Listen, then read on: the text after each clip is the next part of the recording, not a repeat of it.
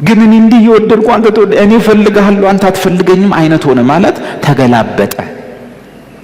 አስቀድሞ እሱ ወደደን ነው የሚለው ቃሉ። ልክ የሚመስለው እኛ ወደነው እሱ የጠላን፣ እኛ እየፈለግነው እሱ ያልፈለገ።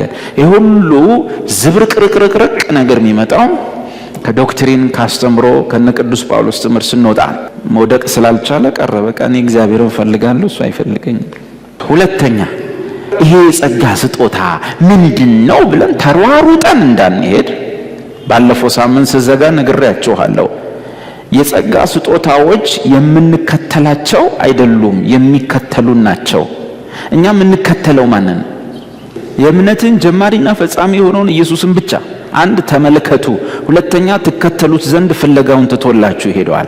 ስለዚህ እኛ የምንከተለው ፐርሰን ነው፣ የሥላሴን አንዱን አካል ነው፣ ወልድን ነው የምንከተለውም የምናየው። የጸጋ ስጦታ ማሳደድ ጤናማነት አይደለም፣ የተበላሸ ነገር እንዳለ ያሳያል። ሰጪውን ማሳደድ መከተል ትቶ ስጦታውን ማሳደድና መከተል የበሽተኛነት ምልክት ነው፣ የተዛባ ነገር ነው። አንድ የምትወደው ሰው፣ አንተ የምታፈቅረው ሰው፣ አንተ የምትወደው ሰው ቆይተህ ስትመጣ አንተን ሳይሆን እጅህን ቢያይ፣ ያንጠለጠልከውን ፌስታልና ሻንጣ ቢያይ ትዝብት አይደለምን? አንተ እየወደድከው፣ አንተ እየናፈቅከው፣ ናፍቆኛል ብሎ ወዶኛል ብሎ ካንተ ፍቅር ሊያገኝ ሲመጣ ያ ሰው እንደ ድመት ፌስታልህን ቢያይ፣ ደህና ነህ እያልክ እንዲያቅፈው እያለ እሱ ዘሎ ወደ ፌስታሉ ቢሄድ፣ ወደ አንተ ሳይሆን ወደ ያስከው ቢሮጥ፣ ይሄ የበሽታ ምልክት፣ የድመት መንፈስ ነው። ወጋውት። ኦኬ። እግዚአብሔር ከኔና ከናንተ ካዳነን በኋላ የሚፈልገው ነገር አለ። ከኔ ምን ይፈልጋል? የሚፈልገው ነገር አንድ ነገር ብቻ ነው። በብሉይም በአዲስም አንድ ነገር ነው ያወራው፣ እንድናፈቅረው ብቻ። እንደምንወደውና መውደዳችንን ደግሞ ስንገልጥለት መስማት የእግዚአብሔር ናፍቆቱ ነው፣ በኦሪትም በአዲስም። ያን ሁሉ የእስራኤል ሕዝብ እግዚአብሔር ከግብጽ ያወጣው ምስጋና ጎሎብኝ ምስጋና ይሙሉልኝ ብሎ አይደለም። መላእክት በዚያ አሉ። ይህን አጉረምራሚና አስቸጋሪ ሕዝብ ከግብጽ ያወጣበት ምክንያት ሕዝብ አንሶት ሰው ጎሎት አይደለም። ምክንያቱም ነግሯቸዋል። እናንተ ቁጥራችሁ ብዙ ስለሆነ አልመረጥኳችሁም። ብዙ ስለሆናችሁ አይደለም። እቺ የምታክል ሕዝብ ተመረጥ ካልተመረጥክ ምን ታመጣለህ ነው። ግን ምንድን ያለው? ጠራቸውና ስማ እስራኤል፣ ሸማይ እስራኤል፣ እግዚአብሔር አምላክ አንድ እግዚአብሔር ነው። እርሱንም በፍጹም ነፍስ፣ በፍጹም ልብ፣ በፍጹም ሐሳብ ምን በለው ወደደው። በቃ ኢየሱስ መጣና ሁሉም ትእዛዞች በዚህ ስር ታስረዋል። ትእዛዛት ሁሉ በዚህ ቃል ተሰቅለዋል። አለቀ። በአዲስ ኪዳን መጣ፣ እንደዛው ነው። ሞቶ ሲነሳ ሶስቴ ካደውን ጴጥሮስን የጠየቀው ይሄንኑ ጥያቄ ነው። የዮና ልጅ ስምዖን ሆይ ከዚህ በኋላ አትክደኝምን? ተቃውሞኛ። የዮና ልጅ ስምዖን ሆይ ከዚህ በኋላ አትክደኝምን? ከዚህ በኋላ በገረድ ፊት ታሳቀለኛለህን? አላለው። ያለው የዮና ልጅ ስምዖን ሆይ ትወደኛለህ? አዎ ጌታ ሆይ እወድሃለሁ። በቃ በቂ ነበረ። ኦኬ፣ ሌላ ደግሞ ጥያቄ ልጠይቅ፣ ታገለግለኛለህ ቢለው ጥሩ ነበር። አላለው። ትወደኛለህ? አሁንም አዎ ጌታ ሆይ እወድሃለሁ። የዮና ልጅ ስምዖን ትወደኛለህ? ጌታው እንደምወድህ አንተ ታውቃለህ። ስለዚህ ኢየሱስም መጥቶ ያስተማረን ትምህርት እግዚአብሔርን በፍጹም ልባችን ማፍቀር መውደዳችን ላይ የተመሰረተ ነው ማለት ነው። በእግዚአብሔር ቤትም በአገልግሎት ለመሰንበት ለመቆየት በቂ ምክንያት ነው፣ ወይም ሊያሰነብት የሚችል ብቸኛ ምክንያት ነው ብዬ ማምነው ለእግዚአብሔር ወይም ለኢየሱስ ክርስቶስ ያለን ፍቅር ብቻ ነው። ሌሎች የአገልግሎት መነሳሻ ምክንያቶች፣ ሞቲቮች በጸጋ ስጦታ ተገልጦ በቃ ሙታንን ማስነሳት፣ አንካሳ ማዘለል፣ ዊልቸር ላይ የቆመን ሰው ተርትሮ ማስሮጥ፣ እንደዛ አይነት ጉጉትና ፍላጎቶች አገልግሎት ላይ አያሰነብቱ። ከአንድ ዓመት አያልፉም፣ ከሁለት ዓመት አያልፉ። ለዚህ እድሜ ዘመንህን እስከ ሽበትና እስከ ሽምግልና ድረስ በእግዚአብሔር ቤት ውስጥ ክርስቶስን እያወራህ ለመቆየት ከፈለክ መስፈርቱ የአገልግሎት ሞቲቭ፣ የአገልግሎት መነሻ ለእግዚአብሔርና ለልጁ ለኢየሱስ ክርስቶስ ያለ ፐርሰናል የግል ፍቅር ነው። ያ ባልተሟላበት መንገድ ጳውሎስ ያገለገለውን የእድሜ ዘመን አገልግሎት ባለመቀዝቀዝ ባለመብረድ መቀጠል አይቻልም። ስሜት እንደሆነ እንደ ሙቀቱ ከፍ ይላል፣ ዝቅ ይላል፣ ይሞቃል፣ ይበርዳል። የሆነ ሰሞን ሆይ ሆይ ነው፣ የሆነ ሰሞን የለም። በስሜት ላይ የተመሰረቱ አገልግሎቶች ጤናማ አይደሉም። ስራህ ራሱ ተሳክቶልህ እያለ ኢየሱስ ግን ልብህን ሲያይ ጥያቄ ሊጠይቅ እንደሚችል ማወቅ። ራእይ መጽሐፍ ላይ የኤፌሶን ቤተክርስቲያን አገልጋዮችን ምን አላቸው ጌታ ሰብስቦ? ስራህን አውቃለሁ፣ በጣም ተሳክቶልሃል። ከፊት ይልቅ አሁን ስራው እንደሰፋና አገልግሎቱ እንደበዛልህ አውቃለሁ። ስራ ጥሩ ነው። ወንጌል ተሰራጭቷል፣ ወንጌል ተስፋፍቷል፣ ብዙ ህዝብም ድኗል። ስራ አለ። ነገር ግን እምነቅፍብህ አንድ ነገር አለኝ። ለእኔ ያለህ የቀደመ ፍቅር ቀዝቅዟል። እንዴት እንደወደክ ሳይሆን ከወዴት እንደወደክ አስብ። ከወዴት ስፍራ ነው። እንዴት እንደወደክ አወዳደቅ ነው። ከወዴት እንደወደክ ግን ስፍራ ነው። ምን አይነት ስፍራ? እግዚአብሔርን ባለማፍቀር አገልግሎት የሚፈጸምበት ስፍራ፣ ኢየሱስ ጋር ፐርሰናል የግል ፍቅር በሌለበት ሁኔታ፣ በፍቅሩ ባለመታመም የማገልገል ሁኔታ። በኢየሱስ ፍቅር በሽተኛ ካልሆንክ፣ በኢየሱስ ፍቅር ካልታመምክ አለማገልገሉ ይመረጣል። ቅዱሳንን ማቆሰል ነው የሚሆነው፣ ጉባኤን ማቆሰል ነው የሚሆነው። በኢየሱስ ፍቅር በሽተኛ ያልሆነ ሰው ኳይር ውስጥ ሲገባ የኳይር በሽታ ይሆናል። በኢየሱስ ፍቅር በሽተኛ ያልሆነ ሰው መጽሐፍ ቅዱሳዊ ቃል ስለሆነ ማውራላችሁ። ውዴን ስታገኙት ንገሩልኝ፣ ውዴ በፍቅሩ መታመሜን ንገሩልኝ ስላለ ማለት ነው መጽሐፍ ቅዱስ። በኢየሱስ ፍቅር ያልታመመ ሰው መድረክ ከሰጠነው ለጉባኤ በሽታ ይሆናል። በኢየሱስ ፍቅር በሽተኛ ያልሆነ ሰው በቤተ ክርስቲያን ውስጥ ባለ አንድ አገልግሎት ውስጥ ብናስገባው ችግር ፈጣሪ ነው የሚሆነው። እና ራእይ መጽሐፍ ላይ ለእኔ ያለ የቀደመ ፍቅር ቀዝቅዟልና ከወዴት እንደወደክ አስብ። ስራ ኦኬ ነው፣ ማህበሩ ሰፍቷል፣ ጉባኤው አድጓል፣ ብዙ ሰዎች ወደ መዳን መጥተዋል፣ ሜጋ ቸርች ነው፣ ኦቨርፍሎ አለ፣ ወዘተ ወዘተ። ግን ከወዴት እንደወደክ አስብ። እግዚአብሔር ሆይ ሁሉ ቀርቶብን በኢየሱስ ፍቅር ልባችንን ደገፍ። በዚህ ምድር ላይ ያለ የትኛውም ነገር ፍቅር፣ የማንም ነገር ፍቅር፣ የማንም ሰው ፍቅር ከልጅ ከኢየሱስ ፍቅር የሚበልጥ እንዳይሆንብን ልባችንን ጠብቅ፣ እርዳን። አሜን። እና እሱን ነው የሚያመጣው። ቁጥር 31 ላይ ስለ ጸጋ ስጦታ ሊነግረን ነው ብለን ሰፍ ስንል ከሁሉ የሚበልጠውን የጸጋ ስጦታ ደግሞ ፈልጓልና በስማ ምንድነው ብለን ነግሬያለሁ። የጸጋ ስጦታዎችን አትከተሉ። ኢየሱስ ፐርሰን ነው፣ ወልድ ነው፣ የሥላሴ አንዱ አካል ነው። እርሱ ምን አለ? የሚወደኝ ቢኖር መስቀሉን የራሱን መከራ ማለት ነው። የሰውየው የራሱን መከራ መስቀልን ተሸክሞ ሳይሆን መስቀሉን ተሸክሞ ምን ይበለኝ? ይከተለኝ አለ። ኦኬ፣ የምንከተለው ማንን ነው? አቤት! ማንነት የሆነውን ፐርሰን የሆነውን ወልድን ነው የምንከተለው። ወልድን ነው የምንከተለው። ከዛ በኋላ ሌሎች ነገሮች ሁሉ ምን ይሏቸዋል ነው የተባለው። ለምሳሌ በእኔ የሚያምን ማርቆስ 16 ያመነ የተጠመቀ ይድናል፣ ያላመነ ደግሞ ይፈረድበታል። የሚያምኑትንም እነዚህ ምልክቶች ይከተሏቸዋል ነው ወይስ የሚያምኑትም እነዚህን ምልክቶች ይከተላሉ? የቱ ነው? የሚያምኑትንም ሰዎች እነዚህ ምልክቶች ምን ይሏቸዋል? ይከተሏቸዋል። ወይም የጸጋ ስጦታዎች ይከተሏቸዋል። እነሱስ ማንን ነው የሚከተሉት? ኢየሱስን። በሽታ የሚሆነው የቀድሞ የድመቱ መንፈስ የሚሆነው አንተን ሳይሆን እጅህን ሰጪውን ሳይሆን ስጦታውን የሚያይና የሚያሳድጅ መንፈስ አደገኛ መንፈስ ነው። ምንከተለው ማለት ምን ጓጓው ማለት ነው። ምን ጠማው ማለት ነው። ይሰማል አይደለ? ምናጠናው ማለት ነው። ምን ዘምረው ማለት ነው። ምን ናፍቀው ማለት ነው። የጸጋ ስጦታዎችን አይደለም። ማንን ነው? ኢየሱስን ነው። ምንናፍቀው እሱን ነው፣ ምናፈቅረው እሱን ነው፣ ምንወደው እሱን ነው፣ ምንከተለው እሱን ነው፣ ሚያጓጓን እሱ ነው።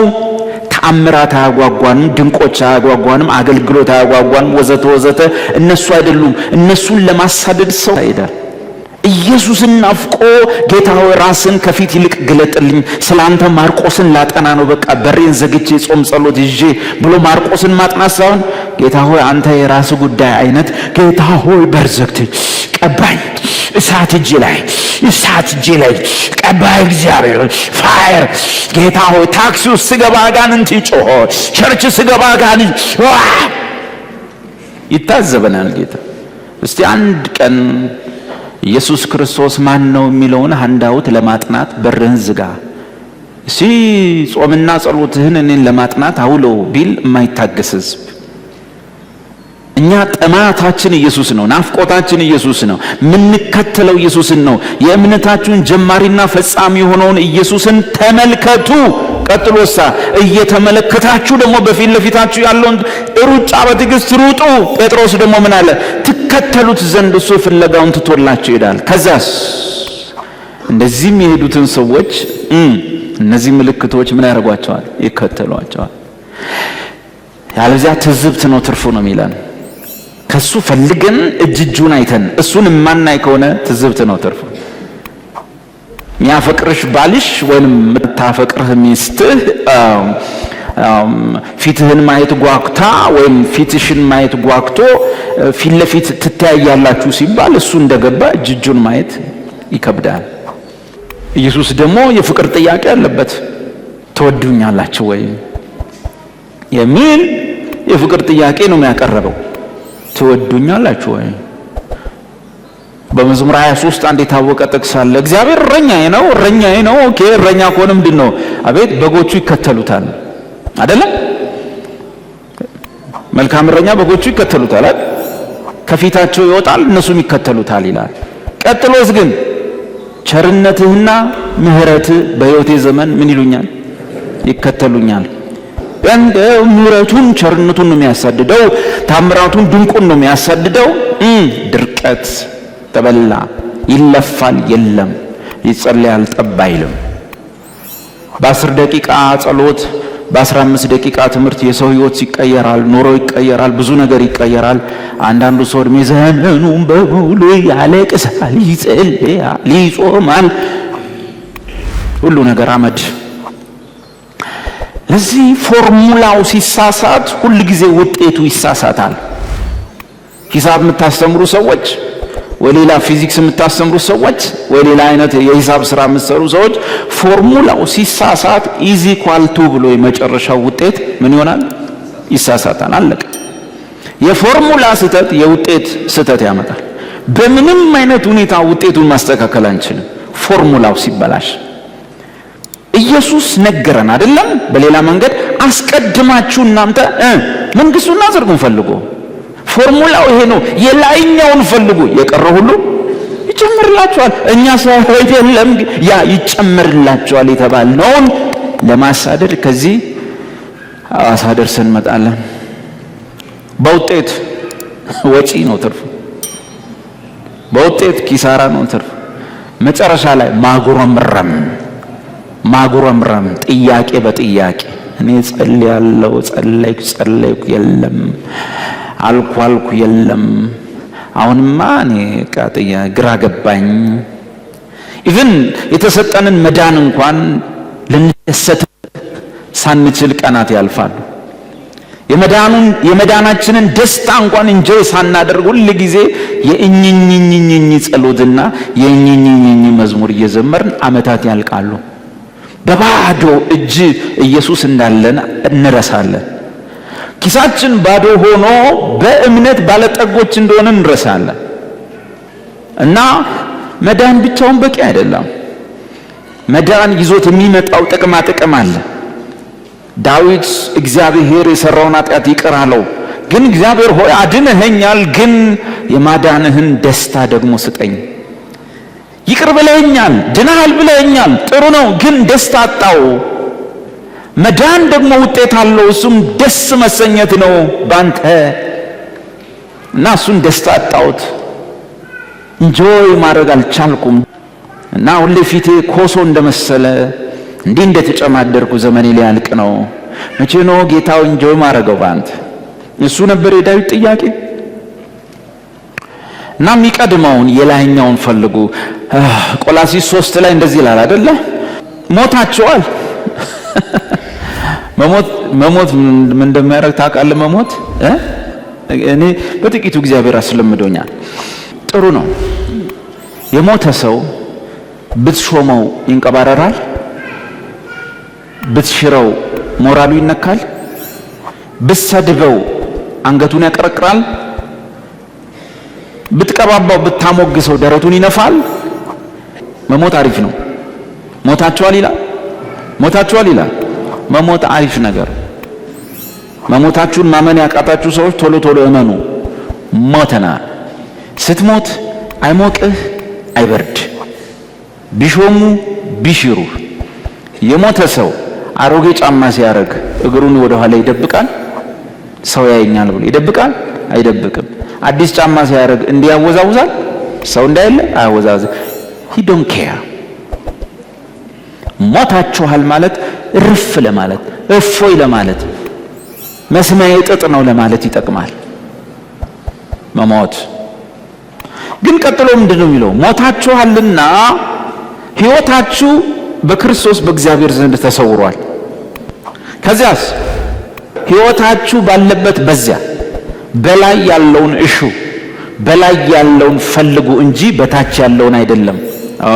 ዴቭ ጳውሎስ ምን ነካው? በላይ ያለውን አሳዱ፣ በላይ ያለውን እሹ፣ በላይ ያለውን ብቻ ፈልጉ፣ በታች ያለውን አይደለም ካለ እንዴታችሁን ባጣስ? አይ ፎርሙላው ይሄ ነው። መጽሐፉ ምን ይላል? የላይኛውን ፈልግ የታችኛው ይጨመርልሃል። መጽሐፍ ቅዱስ ፎርሙላው ይሄ ነው። ቤተ ክርስቲያን በዋነኛነት የምንመጣበት ምክንያት የምድር ሕይወታችሁ ቀና እንዲሆን እንዲስተካከል የምትፈልጉ ከሆነ ቤተ ክርስቲያን በዋነኛነት የምትመጡበት ምክንያት የላይኛውን ለማወቅ፣ የላይኛውን ለመስማት፣ በላይኛው እንጆይ ለማድረግ። ፕሮግራም ስንዘጋ ለታችኛው እንጸልያለን። እግዚአብሔር ዝም ብሎ አይደለም ይህን ፎርሙላ ያስቀመጠ። ገና ሲጀምር መጽሐፍ ቅዱሱ ምን ይላል? በመጀመሪያ እግዚአብሔር ምድርና ሰማይን ፈጠረ። ጎበዞች፣ አንዳንዱ አዎ ብሎ ይሰማል። ኦኬ፣ በደም ስሙ። በመጀመሪያ እግዚአብሔር ምንና ሰማይና ምን ምድርን ፈጠረ። የእግዚአብሔር ፎርሙላ ይሄ ነው። የላይኛውን ካላሰብክ የታችኛው አይመጣም። የላይኛው አይታይም፣ የታችኛው የሚታይ ነው። ግን ጳውሎስ ምን አለ? ይህ የሚታየው ሁሉ ከማይታየው እንደመጣ እናውቃለን። ሰው የተፎገረው ምንድነው? የሚታየውን ያህል እዚሁ ይወዳደራል፣ እዚሁ ይፈልጋል፣ እዚሁ መከራውን ይበላል። ከሚታየው የሚመጣ የሚታይ ምንም ነገር የለም። የሚታየው ሁሉ የሚመጣው ከየት ነው? ፎርሙላው። ብዙ ወንድሞች ከምን ተነስታችሁ ምን ጋር እንደደረሳችሁ ራሳችሁ ታውቃላችሁ፣ እኔን ጨምሮ። ከየት ተነስተን የት ጋር እንደደረስን እዚህ ቤት ውስጥ ግን የብልጽግና ወንጌል ሰብኬ አላቅም። ታችሁን ሰብኬ አላቅም። የመሬቱን ነግሬህ አላቅም። የላዩን ነግሬሃለሁ። የታችሁ ግን ሲጎድል ያየ ማን አለ? የታችሁ ያልቀናለት ማን አለ? ካሌብን ታውቁታላችሁ። ካሌብ መጽሐፍ ቅዱስ ውስጥ ኢያሱ ወዳጅ፣ ኢያሱ ጓደኛ፣ ሴት ልጁ ውርስ ጠየቀች። መሬት ርስት ስጠኝ አለችው። መጽሐፍ ቅዱስ እንዲህ ይላል፣ ካሌብም ለሴት ልጁ የላይኛውንና የታችኛውን ምንጭ ሰጣት እንጂ ገልብጦ አይጽፍም። ፎርሙላው ላይ የታችሁ አይቀድምም፣ መሬት አይቀድምም። የላይኛውንና ኦኬ፣ የላይኛው ኦኬ ከሆነ የታችሁ ኦኬ ይሆናል። የታችኛውን ምንጭ ሰጣት። ይህ ብልህነት ነው። ይህ ማስተዋል ነው። ይህ የሰማይ ፎርሙላ ነው። ሰማይ ገልብጦ ነው የሚያነበው። መሬት ላይ ያለነው ሰዎች መሬት ያለውን ንባብና ስዕል አይተን ስለምንንቀሳቀስ ሁሌ ዋጋ እንከፍላለን። ፎርሙላው ይሄ ነው። ሰማይ ገልብጦ ነው የሚያነበው። ከዚህ በፊት ፓራዶክስ ላይ እንደተማርነው ሁሉን ነገር እየገለበጠ ነው የሚያነበው። ሁሉን ነገር ገልብጦ ነው የሚያነበው። ለመኖር የሚፈልግ ሰው አለ ጌታ ሲባል ህይወቱን ይጥላት። እንደኔ እኮ መኖር ነው የፈለኩ፣ ህይወቴን እኮ ወድጃት ነው። ህይወትን የምትወዳት ከሆነ አው ታጣታለህ። እናስ ህይወትን ስትተዋት ስትጥላት ትኖራለህ አሪፍ ላይፍ። ይሄ ፎርሙላ የሰማይ ፎርሙላ። ሰው ግን ህይወቱን ለማኖር ነው ሰፍ ሲል የሚሰበረው የሚበላው እንቅጭ የሚለው። ኢየሱስ የነገረን ግን ጥላት፣ ህይወትን ጥላት፣ ነፍስን ጥላት፣ ነፍስን ጥላት። አንቺ ነፍሴ ፊት አልሰጥሽም በላት። ምንም አታስጨንቀኝ፣ የራስሽ ጉዳይ። ስትኖሪ ትኖሪያለሽ፣ ካልኖርሽ የራስሽ ጉዳይ በላት እንጂ ነፍሴ ስትል ማታ ይመጣልሃል ገዳዩ። ኢየሱስ ነው ያስተማረ። ሰውየው እህል ዘራ፣ በጎተራ ከተተ፣ ጎተራው ሞላ፣ ወንበሩ ላይ ቁጭ አለና ተናገረ። አሁን እህሌ፣ ሰብሌ፣ ምርቴ፣ ምኔ ሞልቷል፣ ጎተራዬ ሞልቷል። ሰውየው የሚያወራው ሁሉም ነገር ላይ ያለ ነው። ጎተራዬ፣ እህሌ፣ ምኔ፣ በቃ ሰልፊሽ ነው። ቀጥሎ ግን ምን አለ? አሁን ነፍሴን የራሱ ይመስል ነፍሴን ጠጪ እረፊ እላታለሁ አለ። ነገር ግን በምሽት አንተ ሰነፍ፣ እሱ ታታሪ ነኝ፣ ጎበዝ ነኝ፣ ጎተራዬ ሞልቷል፣ ጢም ብሏል፣ ልፋቴ ነው፣ መራግብሬ ነው፣ እቅዴ ነው፣ በምን ፕሮሰስ ተጠቅሜ ነው፣ በእውቀቴን ጭንቅላቴን ጨምቄ ነው ሀብቴን ያከማቸውት ብሎ የንግድ ባንኩን ቡክ አይቶ አሁን መብላት መጠጣት ነው ሲል፣ አንተ ሰነፍ፣ ዛሬ ማታ ነፍስን ካንተ የሚሸዋት ይመጣል። ሰውየው በማግስቱ ጡት ቀበሩ ተብሎ ሰው። ስለዚህ ምንድነው የሚለው? ነፍስን ጥላት፣ ነፍስን ጥላት፣ ፊት አትስጣት፣ አታንቀባራት። ስትኖሪ ትኖሪያለሽ፣ አልብዛ የራስሽ ጉዳይ። እኔ ወዳጄ፣ እኔ ፍቅረኛዬ፣ እኔ በውስጥ ጥልቀት የምወደው ኢየሱስን እንጂ አንቺን አይደለም። አንቺ ከኢየሱስ አትበልጭም። ስትኖሪ ትኖሪያለሽ፣ ከሌለሽ የራስሽ ጉዳይ፣ ስራሽ ያውጣሽ። ነፍሱን የሚጠላት ያገኛታል፣ ነፍሱን የሚወዳት ግን ያጣታል። የሰማይ ፎርሙላ ነው። ሰፋት ትበል ትበላለህ። እንደ ሞተ ሰው ስትኖር ይቀናልሃል፣ ወዘተ ወዘተ። ሰማይ ገልብጦ ነው የሚያነበው፣ ብዙ ነገሮች ስላየን ማለት ነው። ልክ በዚህ ምድር ላይ ከፍ ለማለት ከፈለክ የከፍታን መንገድ እየፈለክ ነው የምትሄደው። ስለዚህ ክርስቲያን ሆነ ከፍ ለማለት ስትፈልግ የከፍታ መንገድ የሚል መጽሐፍ የምታነቡ ተበላቸው። ሰማይ ገልብጦ ነው የሚያነበው። ከፍ ማለት ትፈልጋለህ? አዎ፣ ዝቅ ዝቅ በል። ገልብጦ ነው የሚያነበው። መዋረድ ፈለክ? መዋረድ ፈለክ? አዎ፣ ከፍ ከፍ በል። ከፍ ከፍ በል፣ ትዋረዳታለህ። ራሱን ከፍ የሚያደርግ ሰው ይዋረዳል። ራሱን ደግሞ ዝቅ የሚያደርግ ሰው እግዚአብሔር ከፍ ያደርገዋል። ገልብጦ ነው ሰማይ የሚያነበው። የከፍታ መንገድ፣ የከፍታ ዘዴዎች፣ ወደ ከፍታ የመውጣት 7 ነጥቦች አይሰራም በክርስትና። ገልብጦ ነው የሚያነበው። ለዚህ ነው ብዙ ሰዎች በዚህ ዓለም ላይ ያለውን ፎርሙላ ተከትለው ሄዱ። የሆነ ሰዓት ላይ ሲደርሱ መውጫው ጠበባቸው። በየት በኩል ነው የሚወጣው አሉ። መውጣት አይቻልም፣ ኪሳራውን መቀበል ብቻ ነው። መንገዱ የእግዚአብሔር መንገድ ነው። ወደዚህም ስንመጣ እንደዚሁ ነው። የሚበልጠውን የጸጋ ስጦታ በብርቱ ፈልጓልና ስጦታውን የሚጓጉ ሰጪውን ሳይሆን ስጦታውን የሚያፈቅሩ ሰዎች ምንድን ነው ብለው ሰፍ ሊሉ ሲሉ መሀል ላይ ሰበር ገባ። ምን? ከሁሉ የሚበልጠውን መንገድ አሳያቸዋል። ያለዚህ መንገድ እግዚአብሔርን በጸጋ ስጦታ ማገልገል ዝብርቅርቅ ነው የሚያመጣው። ኬዎስ ነው በቤተ ክርስቲያን የሚሆነው። እርስ በርስ መጎዳዳት ነው የሚሆነው። ለእግዚአብሔርና ለቅዱሳን የሚኖረን ምን ፍቅር። ለዚህ ሁለት ነገር አለ። ከሁሉ የሚበልጠው የጸጋ ስጦታ፣ ሌላኛው ከሁሉ የሚበልጠው መንገድ ምንድነው? ያ መንገድ ፍቅር ነው። ምዕራፍ 13 ላይ ያለው ፍቅር ነው። እንዳትረሱ፣ ፍቅርን በአእምሯችሁ ያዙት።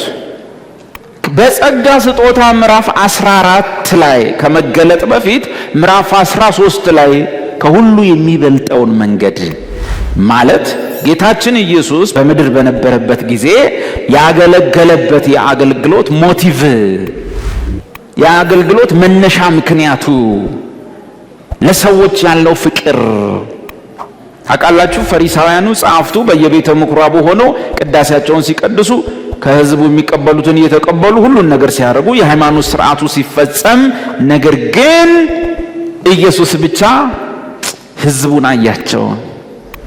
እረኛ እንደሌላቸው በጎች ሆኖ አያቸው። ቄሱ የሉም አሉ፣ ሊቀ ካህናቱ እዛው አለ፣ ምኩራቦች አሉ፣ ቤተ መቅደሱ አለ፣ የሃይማኖት አባቶች አሉ። ለናዝሬቱ ኢየሱስ ግን ሕዝቡ ምስኪን ነው። አያቸውና እረኛ እንደሌላቸው በጎች ተበትነው አየ፣ አዘነላቸው። ወደ ሐዋርያት ዞረና ሕዝቡ የሚበላው አንዳች ነገር አላችሁ ነው ወይስ?